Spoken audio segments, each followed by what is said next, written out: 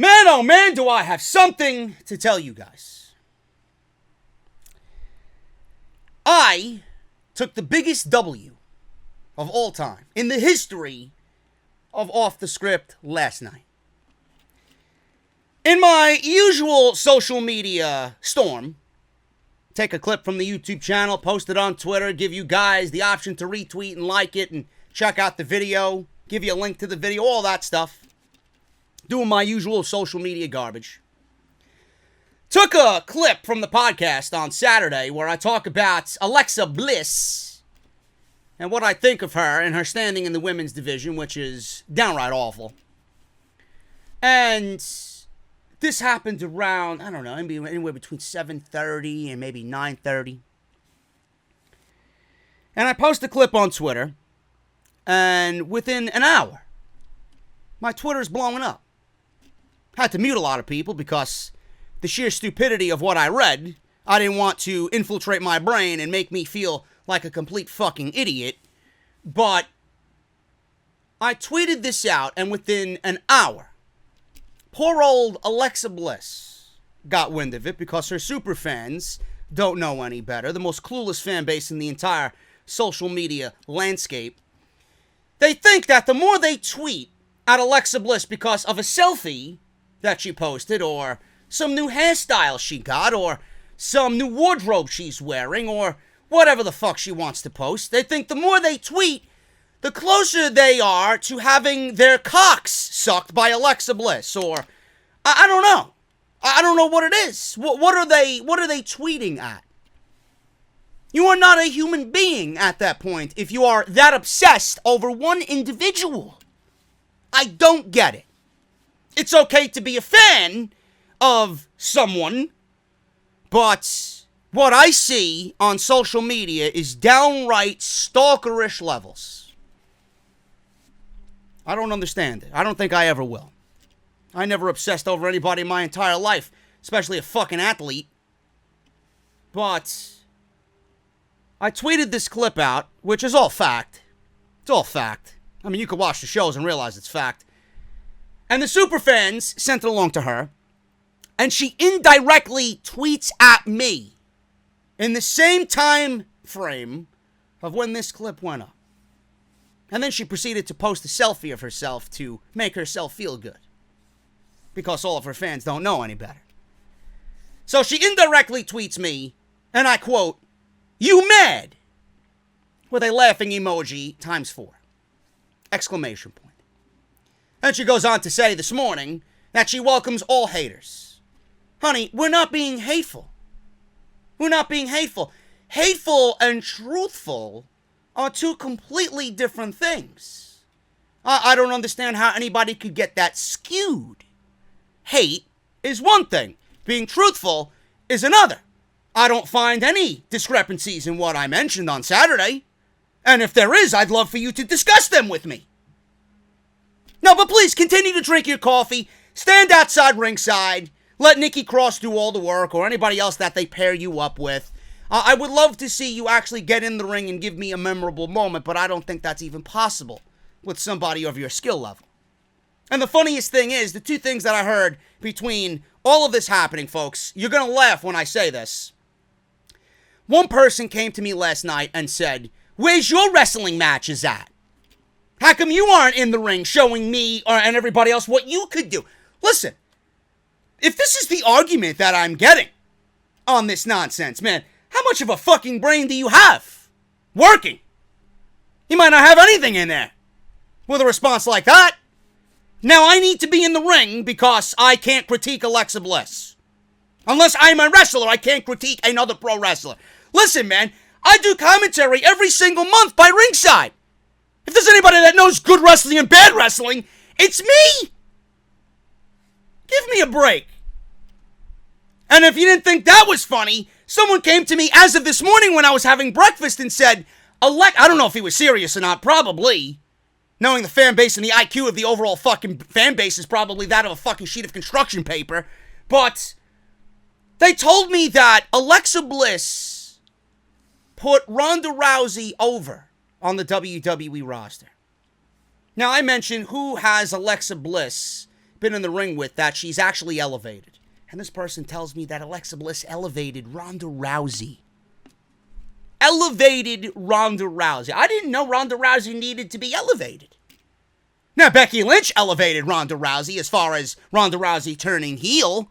Maybe Charlotte Flair elevated Ronda Rousey to a point where everything came to be at the conclusion of WrestleMania, but Alexa Bliss certainly didn't elevate Ronda Rousey. How the fuck does anybody elevate Ronda Rousey when Ronda Rousey came in with the biggest name value in the history of WWE outside of Brock fucking Lesnar? Are you kidding me? Give me a break. Ronda Rousey didn't need any elevating. She made a name all by herself without WWE. And how bad is it that Ronda Rousey couldn't elevate Alexa Bliss? And it's all her doing. You couldn't give me anything as far as being in the ring with Ronda Rousey. Garbage. Garbage. Meanwhile, Sasha Banks brought Ronda Rousey to one of the best matches that she's had in her first year in WWE. So let that sink in. If I had a bottle of salt at me sitting here, I'd spray it all over the fucking camera that's looking at me right now. I don't believe I wasted 6 minutes talking about this garbage. But this is a W for me, folks. Alexa Bliss indirectly tweeted at me. There you go. Love it. I love when the work that I do triggers so many people and they don't know how to react. Oh, let me tell the queen. Let me go tell our goddess. I have to report to her. Love it, man. I love it. This is Off the Script, episode 283. It's part number 3. I'm fucking dying. I'm dying. Got the air conditioner on in my bedroom. Hopefully the cold air seeps into here. I got my fan on. To some of the people that said that they heard rumbling in the mic, it's the fucking fan. If they heard rumbling in the microphone when they hear the podcast on headphones, it's the fan. I had to move the fan because if I record this without a fan going, then I'll be a puddle of fucking jello. I'll be melted ice cream all over the place. But we got a lot to go over today, man. It's hot. I want to get through this as quick as I can. I'm already sweating my balls off. But we got a lot to go over today. Eric Bischoff. So now you're telling me Eric Bischoff is not a part of WWE Creative. So what the fuck did you sign him for? Why did you make a big deal and label him as an executive director of Smackdown Live? I'll tell you why, folks. Clickbait. WWE was in desperation mode. They needed to take all the headlines away from All Elite Wrestling. And now that they put it out there that Heyman and Bischoff are executive directors, now we're hearing reports that Eric Bischoff has absolutely nothing to do with SmackDown Live Creative. Really? Really? I wonder what changed. We'll talk about the entire report from Dave Meltzer right here on the podcast. Also, we got news on SmackDown Live. Their ratings went up. Nobody understands why. If they don't understand why, then WWE realizes that their shows are garbage if they can't figure out a reason why. I don't know what would raise the ratings on Tuesday night. Nothing happened. It's just another boring show. We got Shawn Michaels on commentary this Tuesday after Raw Reunion. And I'll give you the reason why Shawn Michaels is on commentary in this guest spot. For now, we'll talk about that as well. Also, I got news on the Raw Reunion and everything going into Monday, as well as Kevin Owens and Shane McMahon and where SmackDown Live is taking both of them here on the Blue Brand going into SummerSlam. So stick with me, man. I got a lot to go over today right here on Off the Script. First and foremost, I got to get this out there because he's been so good to me, and he is one of my good guys, man. He's been with me for a very long time. My boy Sal Rex. He is taking his graphics talents and his graphics experience, and he's going full-time, folks. Full-time. With nearly a decade of graphic experience, Sal Rex now plans to expand his freelance to full-time. Open to work with anyone in need of his services. Prices are lower than Fiverr, and he will produce the same, if not better results. You guys can see the results that he produces just by looking at the thumbnails on a daily basis right here on the podcast. Logos, banners, flyers, thumbnails. If you're a YouTube content creator, he's going to be there for you. He does it all. If you guys are into the music thing, if you're a musician or an aspiring musician, you want to get your music out there, you want something to go along with your first single or an EP, he does album covers, mixtapes, T-shirt designs. He did the JD's Elite shirt that is currently on sale right now on bonfire.com. Plus, more coming. We got new ones coming. We're coming up with new designs. He does T-shirt designs as well. YouTube channel revamps, etc., etc. He's only a DM away. There's his Twitter right there. SRXGFX on Twitter. Send him a DM if you guys are in need of anything. He works, obviously, with me here on Off the Script. He works with House of Glory. He works with the Solid Monster on the Solid Monster Sounds Off. And he works with other brands as well. Make sure you guys hit him up if you are in need of any of his services. Please help him out. And he is damn good at what he does, man. So thank you to Sal Rex for all his support and work right here on Off the Script. Make sure you guys, as you guys can see some of Sal Rex's work right here in the thumbnails. If you guys missed anything this week as far as content goes, Raw, SmackDown, NXT, the usual suspects every single week. We never miss an episode unless something happens. But go check that stuff out. We got Off the Script Part 1, Kevin Owens, unscripted. Paul Heyman now wants realism on Raw, but why now? All of a sudden. We go into that and dive into that in a great 20-minute open on Friday's show. And then WWE has no major plans for the Demon King at SummerSlam. Major possible spoiler for Seth Rollins and Brock Lesnar as well at SummerSlam in the main event. And then Monday Night Raw was Bray Wyatt debuting as Paul Heyman's first official show. So showed no sign of any change whatsoever. So there you go, man. That is all on the channel. Link is in the top right corner. Click it, drop it down. Everything you need will be right there. Follow me on social media, man, at JD from NY206. That's Twitter and Instagram. Patreon.com/JD from NY206. If you guys want to support the podcast on Patreon. And make sure you guys hit that subscribe button down below. Turn on that bell for all notifications, man. I'd like to see us get up to 112,000 subscribers before SummerSlam. I think that's a great goal. We got 3 weeks till SummerSlam. So if you guys want to subscribe, it's right down below. And when you do that, click on the bell. Make sure you guys turn on all notifications because we do upload daily right here on the podcast. Podcast is brought to you guys by Harry's. You guys know the deal. Harrys.com/script for your $13 value trial sets. I want you guys to join me as being 1 in 10 million who have tried Harry's. Get your offer today by using our unique link. Harry's founders were just two regular guys tired of getting ripped off and paying for overpriced gimmicks. Vibrating heads, flex balls, handles that look like a prop in a cheap, cheesy sci-fi movie. These are just some of the tactics that the leading brands have used to overcharge us for years. Harry's makes quality, durable blades at a fair price. Folks, $2 per blade. To keep prices that low, they cut out the middleman. Harry's bought a world-class blade factory in Germany that's been making some of the best razors in the world for 99 years. Now they can provide great quality at factory direct prices. Best part of it all, folks, 100% quality guarantee. If you don't love your shave, if you feel unhappy, they're going to give you a full refund. No questions asked. JD, this sounds great. What am I going to get? Well, you're going to get a razor handle. Choice of color is up to you. Blue, green, or orange, man. That's the navy blue, the evergreen, or the orange. I have all three. Why the hell not?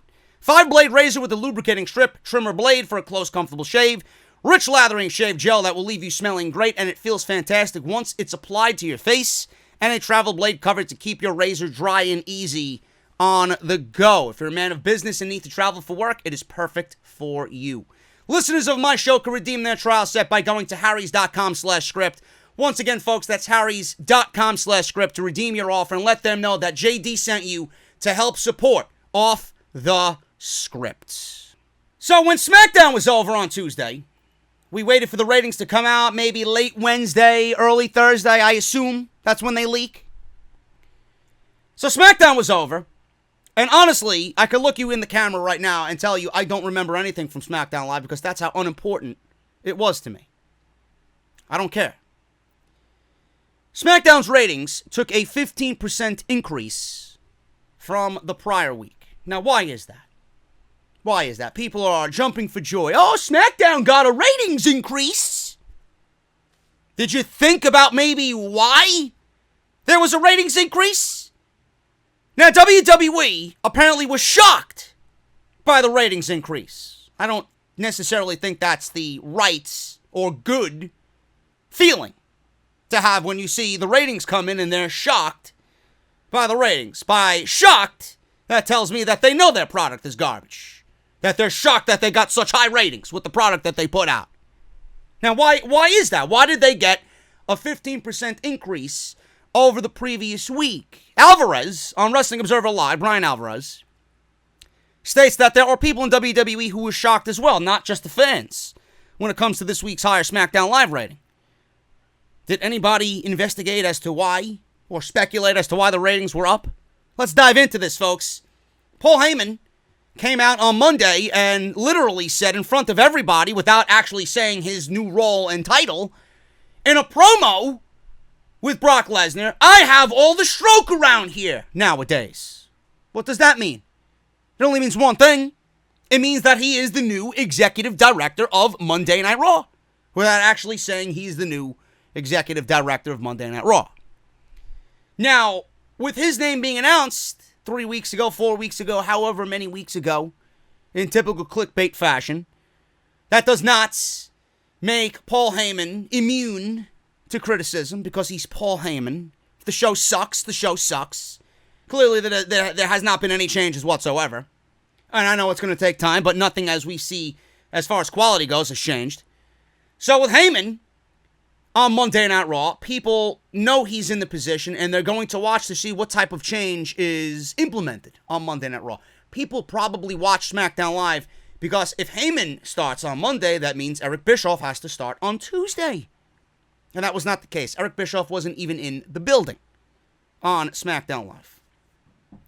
Now, people probably tuned in out of sheer curiosity to see what Eric Bischoff would implement or start to change as far as executive director of SmackDown Live. That was not the case.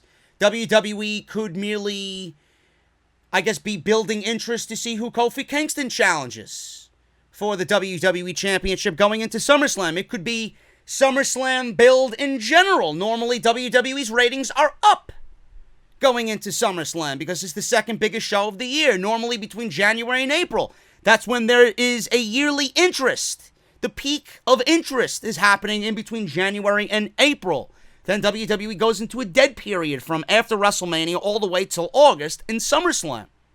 So that 4 weeks of SummerSlam, that's when you see WWE ratings trending upwards because of that 4-week build for SummerSlam. It's the second biggest show of the year, like I said. And then after SummerSlam, WWE dies all the way till January and rinse and repeat the same process all over again.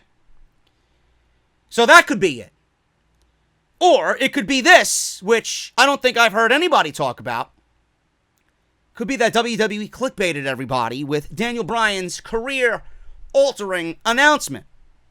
Now, I don't know how you guys think of Daniel Bryan, but when Daniel Bryan is on the show, when Daniel Bryan speaks, I listen. When Daniel Bryan speaks, I drop everything that I'm doing, I put my phone down, and I listen to what Daniel Bryan has to say. Especially if WWE made it seem like a dire circumstance on social media. Career-altering announcement. I don't need to hear anything about career-altering from Daniel Bryan. So WWE clearly pulled on the heartstrings of everybody because Daniel Bryan has had several instances where career-altering didn't really necessarily end in anything positive. So people probably tuned in to see what was going on with Daniel Bryan, if he was hurt, if he was retiring, if he was stepping away, something along those lines. And then what we got was nothing. He came out sniffling, probably needing a box of Kleenex. That's all he did. I don't know whether he wanted to make an announcement or if he had pneumonia. So there you go. So that's why the ratings are up. A mixture of all that. Could be one thing or another. Or a mixture, like I said, of everything. Could be Bischoff and out of sheer curiosity, people tuning in. Could be the SummerSlam build. People are just generally interested in the product going into SummerSlam and then they kind of not watch after SummerSlam. Or it could have been WWE pulling on the heartstrings of everybody in a very clickbaity announcement for Daniel Bryan that ultimately led to no announcement. So why are the ratings up on SmackDown Live, folks? Don't get the parade started and don't break out the champagne just yet. We're not there. We may never get there, believe me. Eric Bischoff is not involved with WWE SmackDown Live creative at all. First, it was the shock of the ratings. sheer curiosity, people tuned in to see Bischoff and what he would start to implement on the shows. Now I am hearing, and I'm reading, that Eric Bischoff is not going to be involved in the creative aspect of Smackdown Live at all. I ask why. Can you get any worse than what you're doing now? Now, granted, Eric Bischoff doesn't really have a great track record. The NWO is probably the greatest faction in the history of the of WWE, WCW, in wrestling. NWO is probably the greatest faction in all of pro wrestling, period. It's not going to be another faction that made such an impact like the NWO. Eric Bischoff was a creative driving force behind that in the early stages. Then it started to fall off. Started to add member here, member there. It looked like a fucking retirement home for ex-WWE employees. It started to fall off. I didn't watch his run with TNA, nor did I care to watch him and Hogan in TNA, but I don't necessarily think anything stood out as far as me needing to watch what he did over there. Eric Bischoff, I am assuming, is someone who has a vast brain full of knowledge, and he has an idea here or there that is going to be beneficial for the WWE. I'm sure if you put Bischoff in a role of creative on SmackDown Live, and you teach him what is going on, and you teach him who is who, he is going to deliver better results than what we've been seeing. I don't care who is there right now. It cannot get any worse than what we've been given. A new set of eyes. In fact, I wouldn't even have Bischoff watch the fucking shows. A blind set of eyes going into this is probably the best thing, because if he's seen the shows, then he'd probably be second-guessing himself as to why he took this position in the first place. But I would say Bischoff cannot be any worse than what is going on right now, and that is a writing staff that I'm sure is head by Ryan Ward. It is led by Ryan Ward. And even Ryan Ward's work has not been spectacular, because I'm sure he has zero influence over anything, and Vince McMahon makes the decisions at the end of the day. But Bischoff, even if he is not involved in creative, which makes some people happy, I would rather him be a part of it. Is it really that bad if he is not? I say yes. I say yes. So why did they bring him in? Why did they make the announcement of Eric Bischoff being an executive director of SmackDown Live on the same side of the fence, Paul Heyman being an executive director of Monday Night Raw? You put these guys out there with their roles. Now we're expecting them to deliver and make these shows better. Now I'm hearing that Eric Bischoff has no say in WWE creative. I want to believe it, but then again, I don't. Because whether you're Meltzer, whether you're Alvarez, whether you're, I don't know, who else is reporting? Mike Johnson, Brad Shepard, Wade Keller, all these guys. They can report the same fucking thing. Are you there? Are you physically backstage to see Eric Bischoff doing what he needs to do? If you are, and then you're reporting it, great. But if you're not, I take it with a grain of salt. Why would you announce Eric Bischoff as being an executive director of SmackDown Live and then not give him SmackDown Live to produce a better quality of show going into October? I don't know. So why was he brought in? Better yet, why was the announcement made? And it reverts back to the same thing that I mentioned. The announcement of Heyman and Bischoff were made when it was to A, take thunder away from AEW, and B, because WWE knew they had absolutely nothing going for them, and they needed that spark. They needed to generate some fan interest. So what do they always do? They fuck with the fans. They really do. They mess with the fans, and they clickbaited the fans, and got the fans' hopes up that change is coming. And now I'm hearing that Paul Heyman's going to be in his role, but Eric Bischoff is not. And it goes back to what I said. A, they clickbaited, and B, WWE and Vince McMahon put this out there on social media, put this out there in the news feeds, because he knows that the WWE is coming under scrutiny. He knows that himself, his company, in every which way is coming under fire for the poor performance of Raw and SmackDown. And now, Whereas it was Vince McMahon who was taking all the heat, because we know he is the end-all be-all of these shows. If he puts Paul Heyman and Eric Bischoff in those spots as executive director, we don't know exactly what Eric Bischoff is going to do or what his job entails. As far as we know, he is executive director. So when the shows suck, Heyman's going to get shit. Bischoff's going to get shit. Who's not going to get shit? Vince McMahon's not going to get shit. Because he's not in the number one spot anymore. He's the one who's like, okay, final decision. Meanwhile, it's in our news feeds, and we are under the whole vibe, and it's in our brains that Heyman and Bischoff are running these shows. So who are you going to blame when the shows don't produce? You're going to blame Heyman and Bischoff, like I've been doing and like several others have been doing as well. So why did Eric Bischoff get hired by WWE? It's being reported in the Wrestling Observer newsletter that Bischoff won't be involved in the creative side of things at all, and that his role will be to interface with all departments. Wrestling Observer Radio Dave Meltzer said this, and he was asked about Eric Bischoff's role on Smackdown Live. It turns out that his job will actually have nothing to do with creative at this point. At least, that is what members of their writing team were apparently told. Meltzer says this, and I quote, "Right now, there's no story about Bischoff being in creative. He will interface, help build the brand. I guess maybe ideas for the brand, but not necessarily creative ideas for the brand. Work with Fox, things like that. The people in creative have basically been told that he's not running creative on that brand, and he might not ever have anything to do with the creative side of SmackDown Live." End quote. Now, originally, WWE had insinuated that Eric Bischoff would be involved in the Blue Brand's creative direction. They said it themselves. He is, as far as we know, the public perception of Eric Bischoff is executive director of SmackDown Live.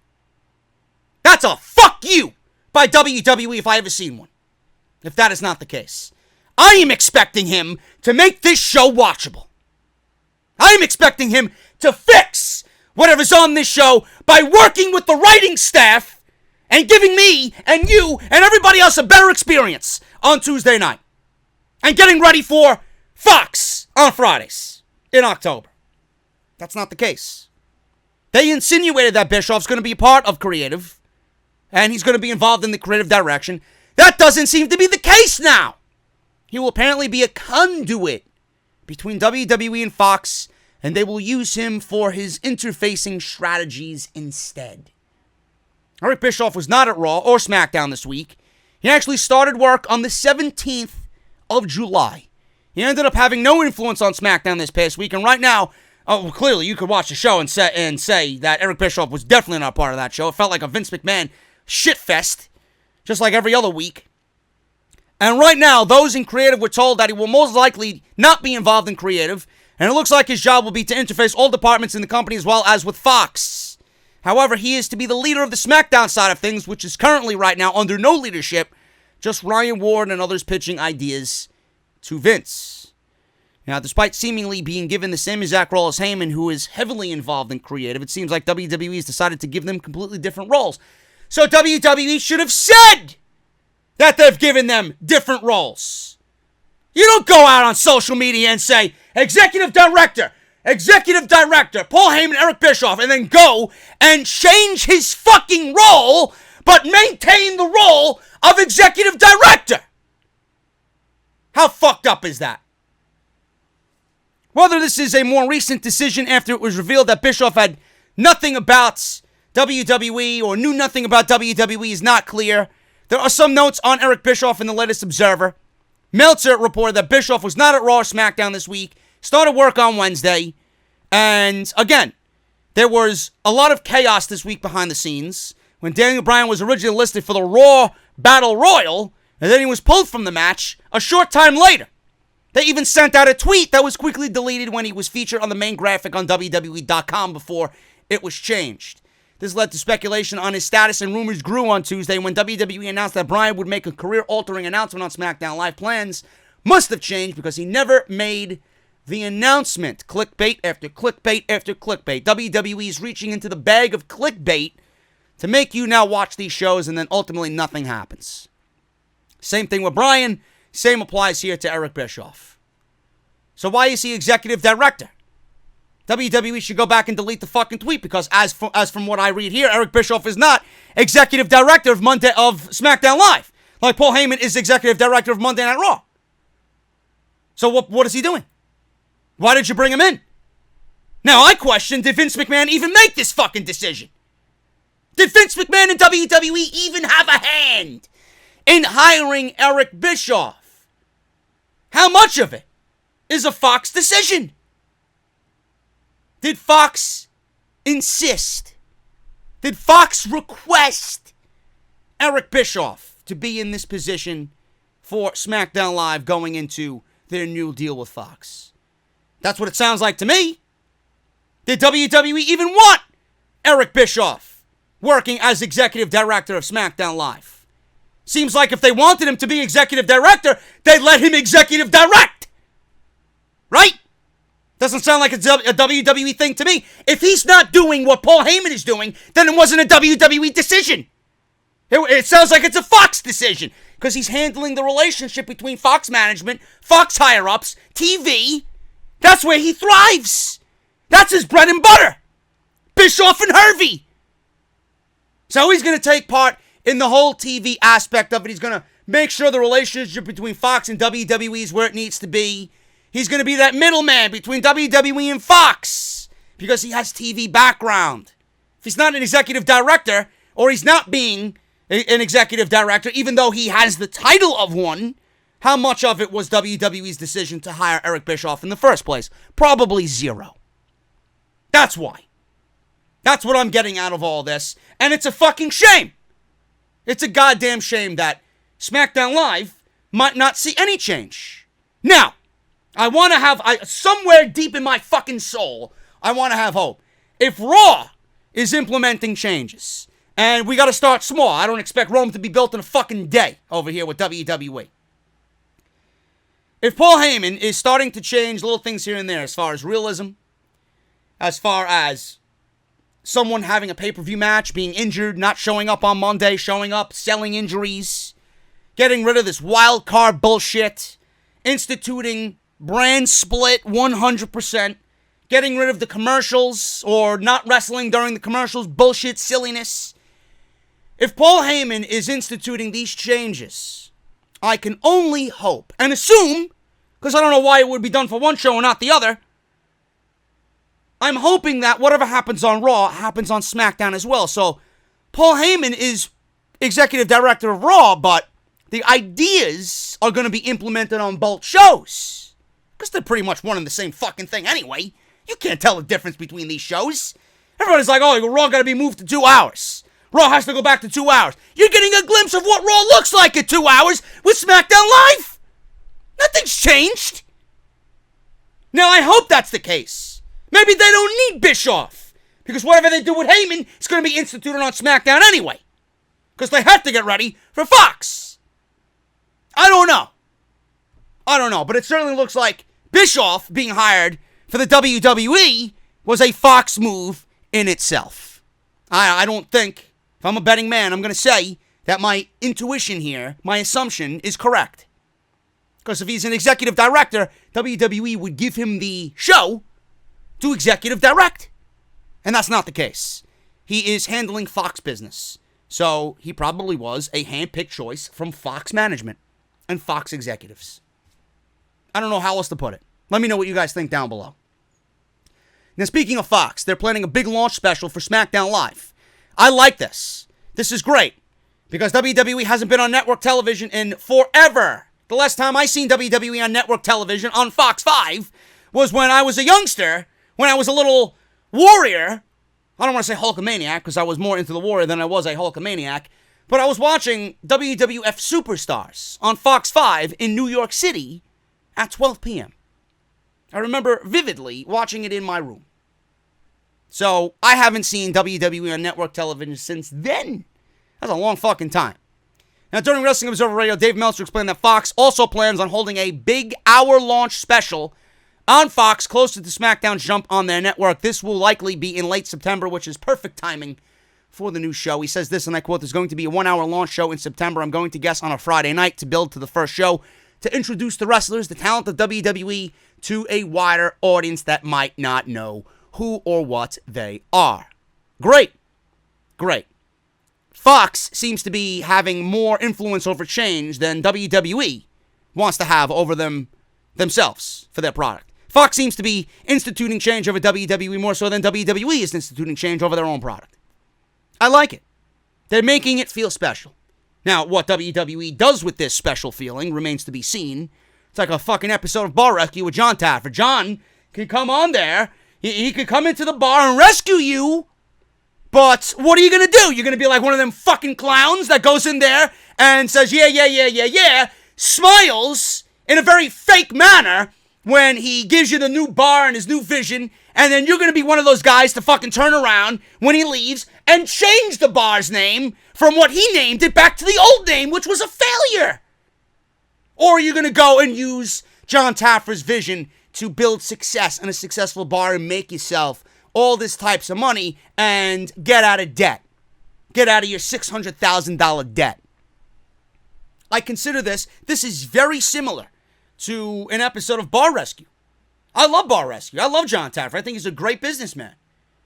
Fox is setting WWE up for success. It's all on WWE to use what Fox is supplying them and use it to their advantage. You can't be like them goons on Bar Rescue and take what Fox does and say, yeah, it's good, but then once we get 1 month, 2 month, 3 month into the relationship, we're going to go back and do what we do. No, you can't do that. The new vision needs to stay. WWE and sports entertainment is dead. I don't want to hear it. Vince built his empire on pro wrestling. Then there's no competition. He wants to branch off and be like, oh, I'm the king of this jungle. Sports entertainment. Everybody is under my fingertip. Now he's not. Now he's not the king of the mountain. Not everybody's under his fingertip. So what is he going to go back to doing? Go back to the basics, like I said in part 1. Wrestling brought you to the dance. It's going to end with you going back to pro wrestling and competing with someone who's going to be giving us pro wrestling. So I like that. That's a great move. Our launch, I want to know who these guys are. I want to know why I should care about them. I want to see what makes them who they are.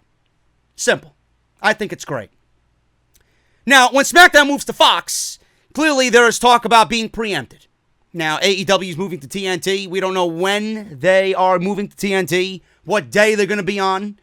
But there's talk about having them being preempted if they're on Tuesday for the NBA. If they move to Wednesday, not so much. SmackDown is going to be preempted, but only 1 week out of the full 52 weeks in a year. And that is going to be for the World Series only. Can you imagine Joe Buck talking about WWE during the World Series? I can't even listen to him announce. He is god-awful at what he does.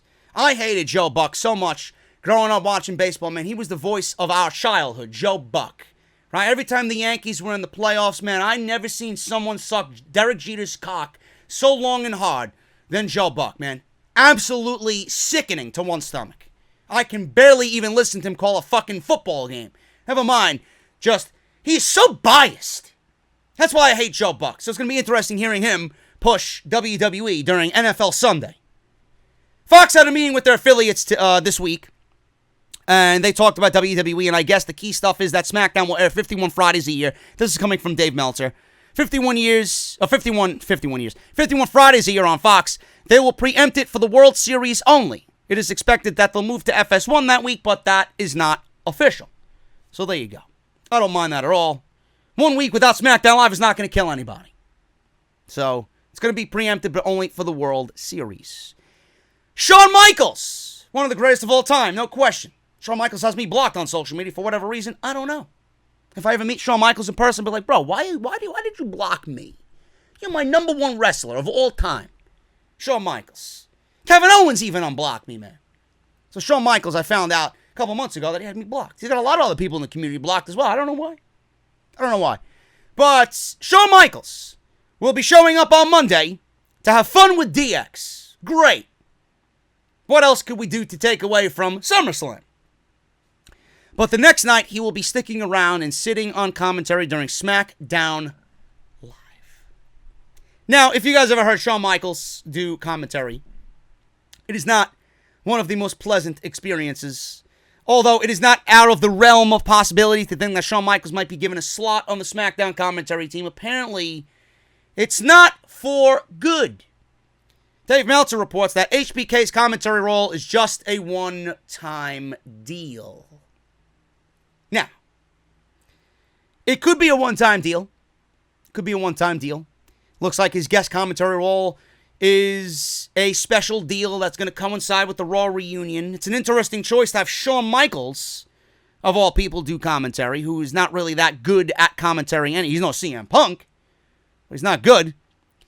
It would be exciting to have Shawn Michaels on commentary every week, says this source, but that might be more work than he wants to do right now. Now, after all, it took a lot of convincing just to get him to take a job with NXT at the Performance Center. Now you want him to go out there and do commentary.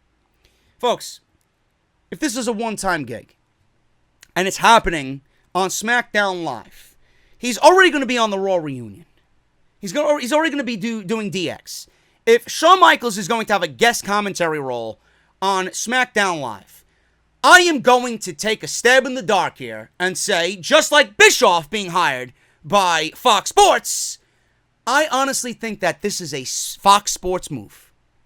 I honestly think this is a Fox Sports move. Because I don't see why this makes sense on a regular Tuesday night. That means nothing. Now, we're getting closer and closer to Fox Sports and SmackDown Live. I know for a fact that Fox Sports wants notable names.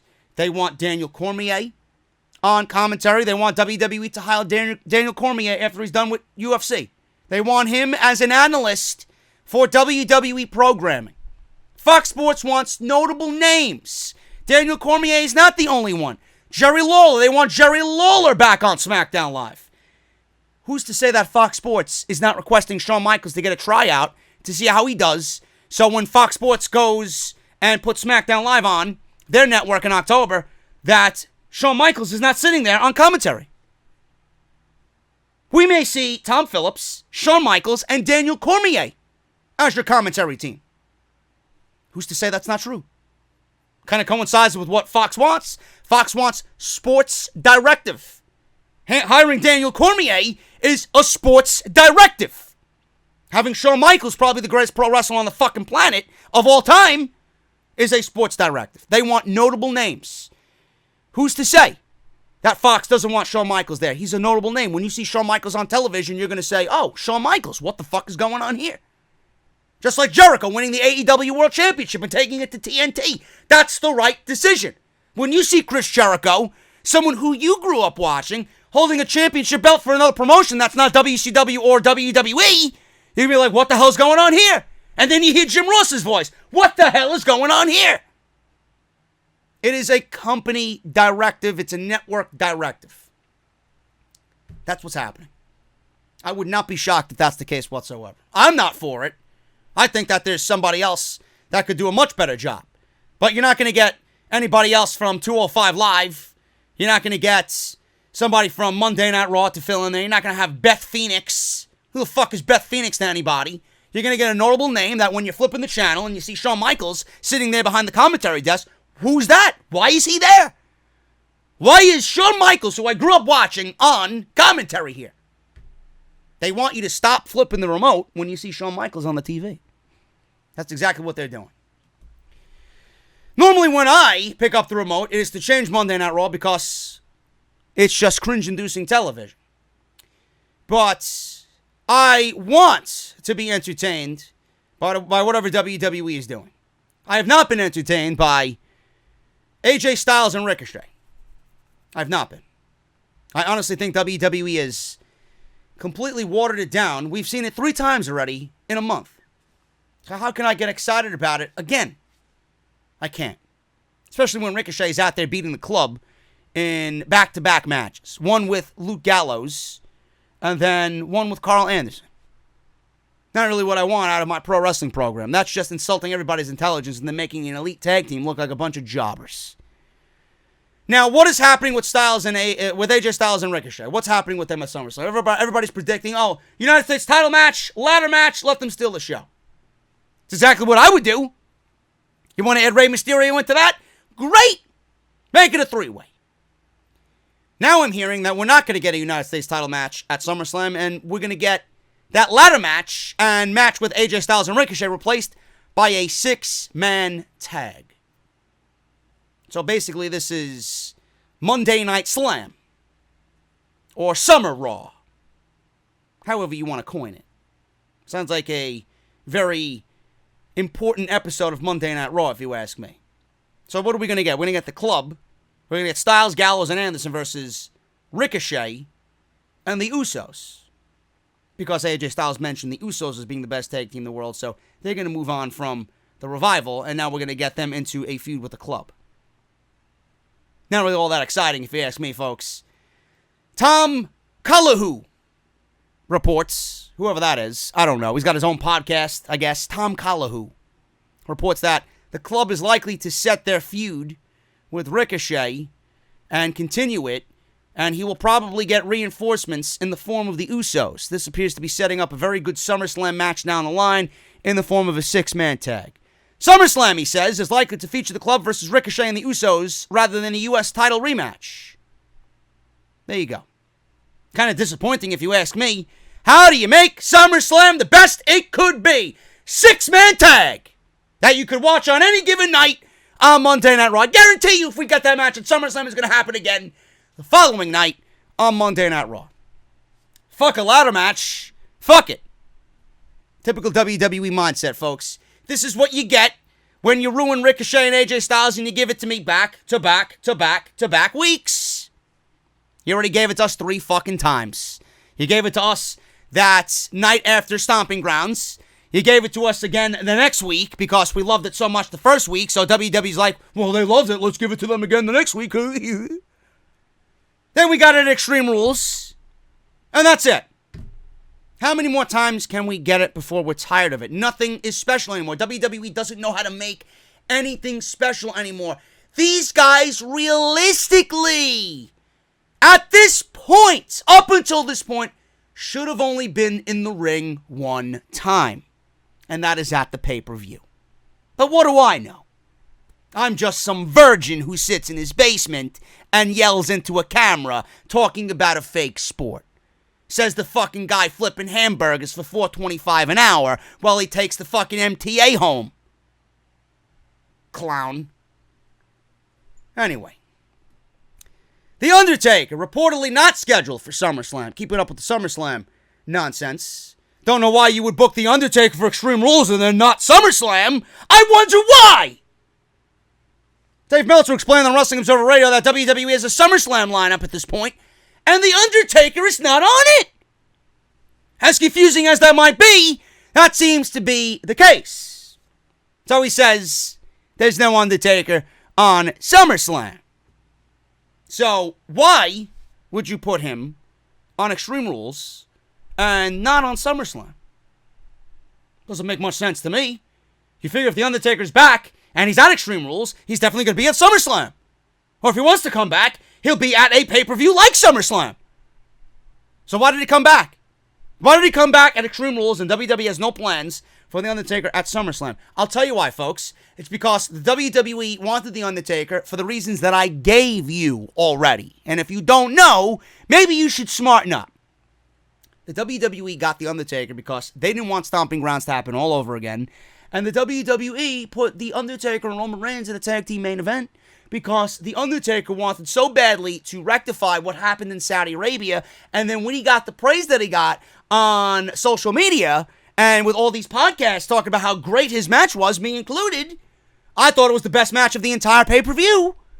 There's no reason for him to even wrestle for the rest of the year because he did what he wanted to do. He wanted to wash the bad taste out of his mouth from Goldberg. Everybody praised how great he looked. Everybody praised how great he moved. Everybody praised the match itself and how fun it was. And how it was the best Undertaker match in years. That's all. That's all. He got what he wanted. Goodbye. Right off on horseback into the sunset. For now. Until WrestleMania. That's why, folks. So why isn't The Undertaker at SummerSlam? Because of that reason. He don't need to come back at SummerSlam. Why ruin a good thing?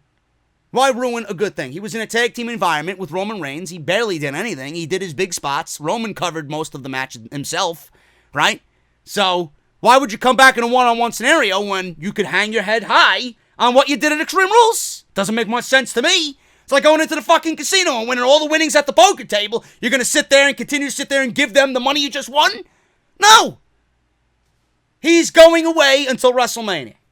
Simple as that.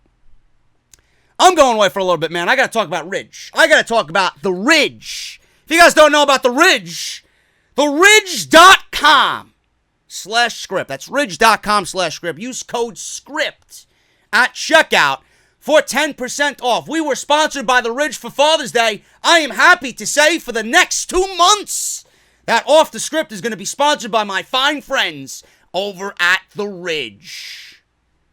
I got to tell you guys this one story, man. I was in Atlantic City, and I was on the Atlantic City Boardwalk at the Beer Garden right outside Tropicana. Sat down, I wanted a nice cold beverage and a Bavarian pretzel with homemade beer cheese and homemade spicy mustard. Sounds pretty damn good, I know. I looked over to my left, and these two guys sat down next to me. I did not engage in conversation, but I looked over as they ordered their beer, and the man pulled out not a wallet, but he had his credit card and his ID together with a paperclip. A paperclip, folks. He didn't even have a wallet. Now, meanwhile, I'm sitting down having my ice-cold beverage and my Bavarian pretzel with beer cheese and spicy mustard, and I have all my IDs and credit cards in my Ridge wallet. Not only did I look at him like he was crazy, but I looked at him and wondered why he didn't have a Ridge wallet. That's unsafe, and it's pretty unattractive if you ask me. Now, the Ridge makes everyday goods to a standard you don't see every day. They help you streamline your life by turning things around that you carry, like backpacks, chargers, wallets, into tools for better living. Their flagship product, the Ridge Wallet, was launched on Kickstarter in 2013 and now sits in the front pockets of over 500,000 men and women, including myself. The Ridge is a minimal front pocket wallet that's designed to streamline what you carry every single day. And folks, it is so great. It's got over 30,000 5-star reviews, and it is a better way to carry your cash and your cards. There's a lifetime warranty if you love it, and free returns if you do not. And I'm guaranteeing you right now that you will. It comes in titanium. I have the Sunburst titanium, carbon fiber, aluminum, and over a dozen different styles and colors.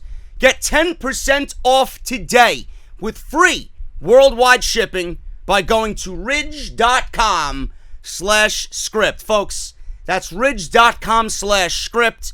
Use code SCRIPT in the description, and make sure you guys tell me about your story when you get your very own Ridge wallet. Ridge.com/script.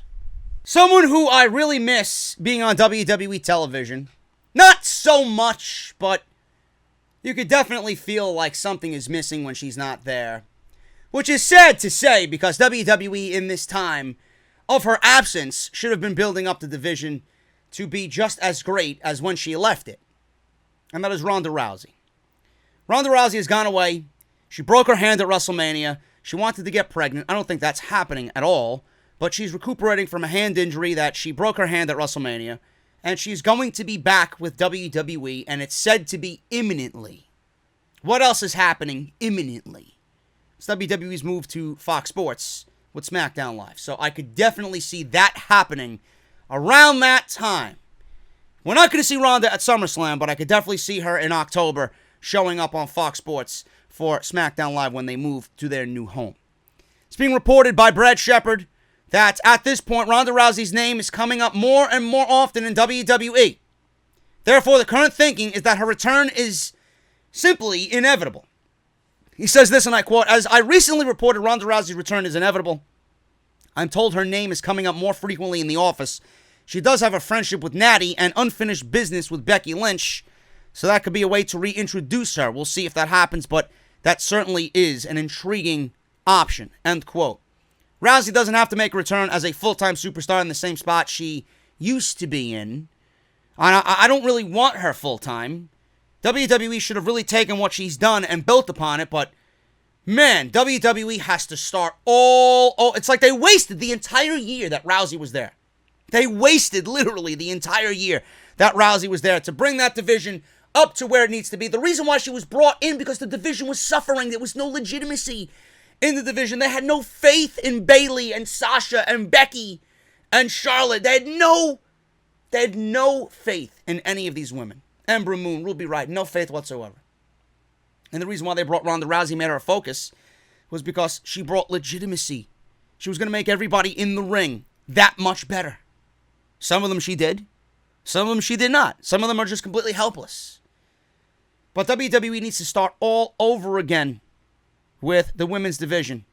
Because Ronda Rousey and what she did was completely wasted. As soon as WrestleMania was over, WWE had no clue on how to book its division.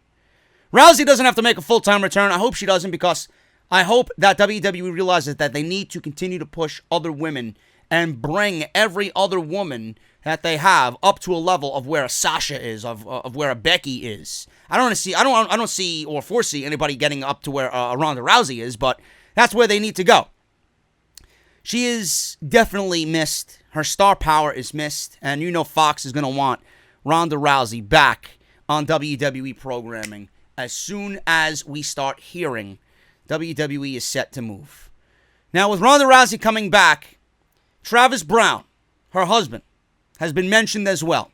Brian Alvarez noted on Wrestling Observer Live that there is an idea for Ronda Rousey, when she comes back, to eventually team with her husband and to go against Seth Rollins and Becky Lynch. He says this, and I quote, Travis Browne has trained at the Performance Center, and I'm sure that they were thinking if she sticks around, then we can do a not a six-man tag. I'm still thinking about the U.S. title fucking bullshit. Then they could do a mixed tag team match with her and Travis Browne against Becky and Seth Rollins. Now, of course, this is wishful thinking, but it does make sense if he is training at the Performance Center. I don't want to see that at all. I don't want to see that at all, number one, because of Becky Lynch still holding the Raw Women's Championship. It should be about Becky and Ronda. If Becky is still the champion and Ronda's coming back, then Ronda needs to build herself back up to a point where she gets that title shot against Becky Lynch, because that's where your money match is. That is where your money match is. If Becky Lynch is still on Raw, and is still the Raw Women's Champion, and Ronda Rousey is put on Smackdown Live, and WWE does institute a real, legit, 100% down-the-middle brand split, I could see that match happening at the Survivor Series again. I could see it happening at the Survivor Series, or if WWE wants to wait, it could happen at WrestleMania. Royal Rumble, WrestleMania, anytime during WrestleMania season. I don't know where exactly you put that, because it's inevitable that Sasha Banks comes back as well, and I could definitely see heel Sasha Banks against Becky Lynch as well.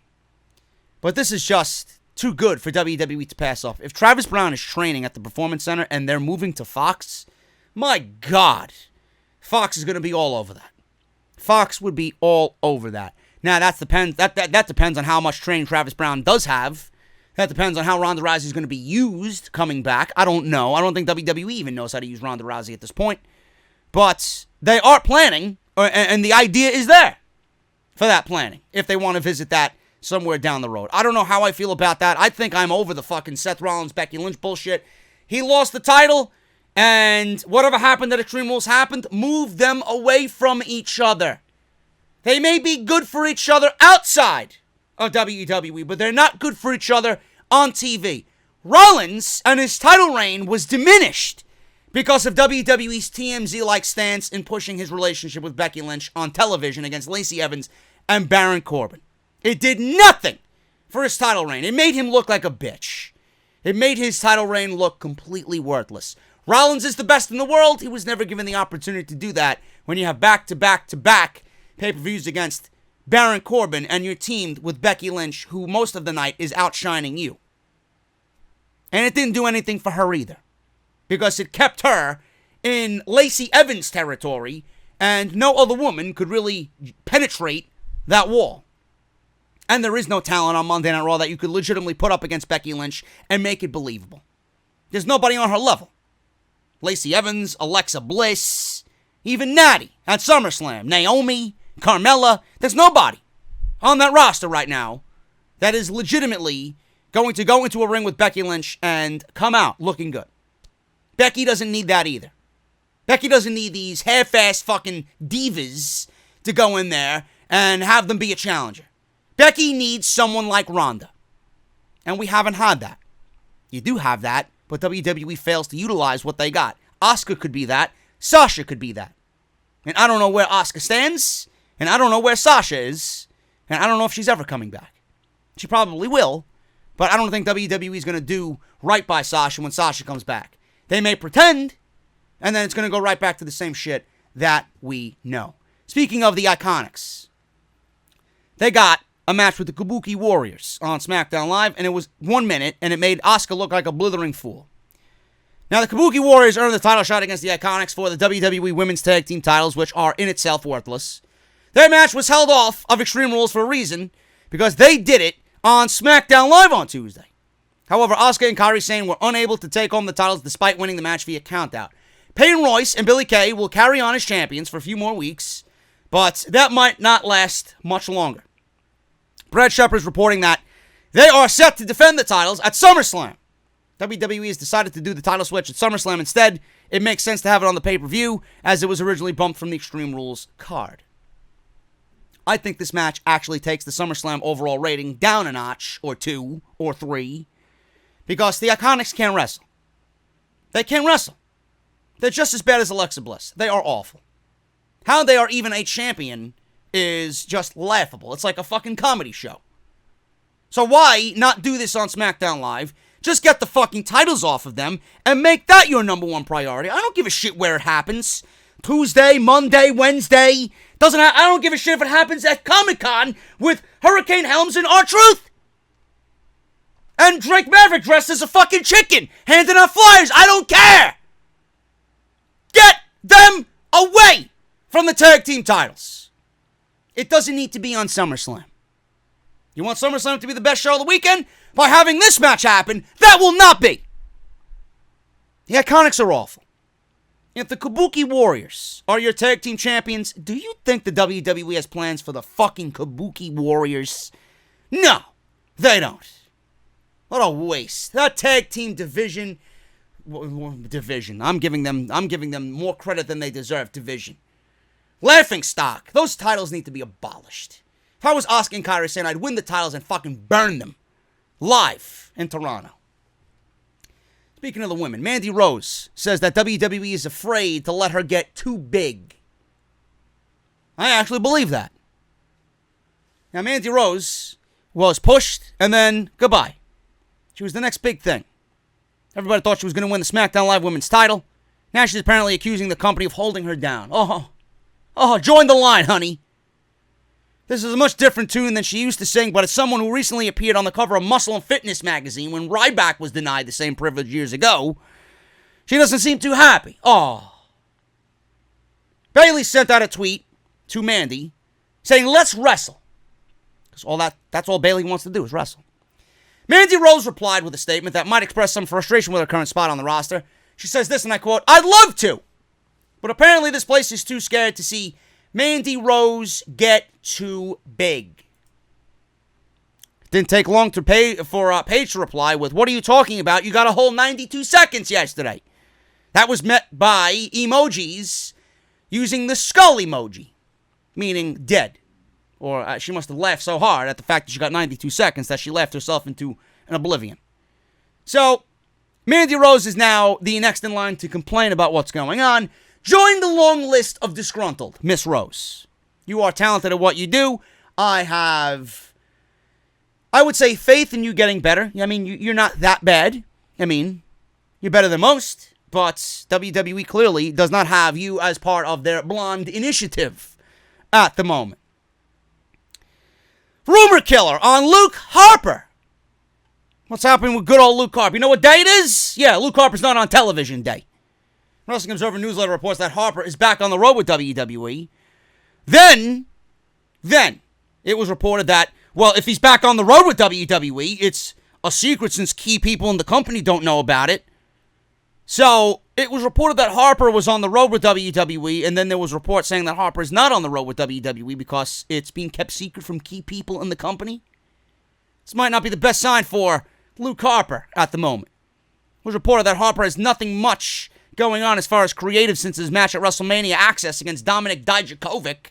This is unfortunate, but it seems like Vince McMahon still hates anything that Luke Harper does. Yeah, and I hate everything. Not anything, everything Vince McMahon does on Monday night. So, Harper, too talented to be wasted. This seems to be a case where it's unfair hatred. I don't know what happened with Luke Harper. I don't know. I don't know if we'll ever know. But clearly, WWE has let Ty Dillinger walk. They let Dustin Rhodes walk. They let Kenta walk with no issue, right? So Luke Harper was the one who asked for his release. Among that same time, he was said, no, you're not being granted your release after going public with it. He had contract time added on top of his contract, so now he can't leave. He could have left in November, and now he can't leave until after WrestleMania. And it looks like WWE is using Luke Harper, sadly, out of an example. They're using him as an example because of what happened. Not only did he ask for his fucking release, but he asked, I'm ready to come back, and they had nothing for him. He complained. Then he asked for his release. Then he had months added on top of his contract, and now WWE seems to be making an example out of him by keeping him so suppressed that he honestly has no value. When the time is up and his contract is up, he has no value. Nobody remembers him. Nobody wants him. That's what their mindset is. And that's exactly what's happening to Luke Harper, which is a shame. Because I don't know how you can have a man like Luke Harper at the age of 37 who is still good and ready to go, and you have nothing for him. You have absolutely nothing for him. A solid mid-card guy that could go out there and kill it, and you don't have anything for him. Just awful. Absolutely awful. What is not awful, actually what is, I would say 205 Live and the attendance figures are awful, but what is not awful is that Vince McMahon has no fingerprints on 205 Live at all. And Brian Alvarez says it's a ghost town after Smackdown Live. Now, they often struggle to find an audience on the network, but Brian Alvarez noted that when 205 Live starts, it's a ghost town in gorilla position. Therefore, not many people are sticking around to see the matches or call the action in the ring. Adam Pearce was producing 205 Live. That was reported last week. And this is likely going on with very little input from Vince McMahon at all. Brian Alvarez says, and I quote, all I can tell you about 205 Live is that this is an absolute ghost town at Gorilla when 205 Live starts. Like, everybody's there for SmackDown. Everybody's watching the matches. Everybody's doing their work. And as soon as the show is over, everybody goes home. I'm talking about the people who work in WWE. Not everybody, obvious, but they all go home, and that's 205 Live. How sad. How sad is it if you're working on 205 Live and you see the chairman of your fucking company who doesn't give a shit about anything that you're doing?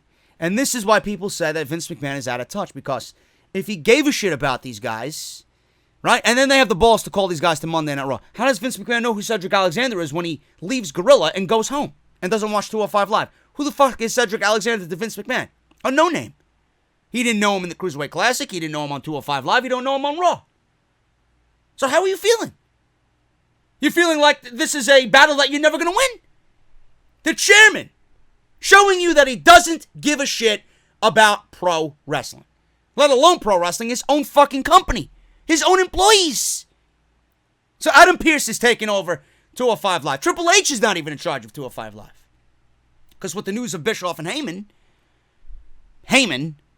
he is concentrating on NXT, and I guess Triple H is very trusting in Adam Pearce. And Adam Pearce is a guy who gets that mentality of the cruiserweight. So he's doing a great job. People say 205 Live is some of the best stuff on WWE's weekly schedule. And they got Isaiah Scott, Shane Strickland in the main event on Tuesday after SmackDown Live against Drew Gulak. So clearly they're wanting some audience for 205 Live. They seem to be doing things, but nobody gives a shit. That's just a terrible fucking mentality, man. That's awful. If I'm Vince McMahon, I'm ashamed of myself. I really am. And if I'm a superstar working for 205 Live, I feel like shit. Not even the chairman gives a shit, or the people who work closely with the chairman are ever going to know what I am. Vince is out of touch. Clearly, that proves that. Case in point. Finally, guys, I'm going to end with this because I'm dying and I want to jump in the shower. And that is your Off the Script this weekend. WWE reportedly considering gimmick match for Kevin Owens and Shane McMahon at SummerSlam. Brett Shepard's reporting that Shane McMahon and Kevin Owens are destined to battle at SummerSlam. So, the last time we had these two fight was Kevin Owens was the heel and Shane McMahon was the babyface. Now we got Kevin Owens the babyface and Shane McMahon the heel. Brett Shepard is reporting that WWE is currently batting around the idea of making Owens vs. McMahon a cage match. After all, the last time they met was inside a Hell in a Cell. He says, and I quote, I'm told WWE is discussing the idea of Kevin Owens versus Shane McMahon at SummerSlam in a cage. End quote.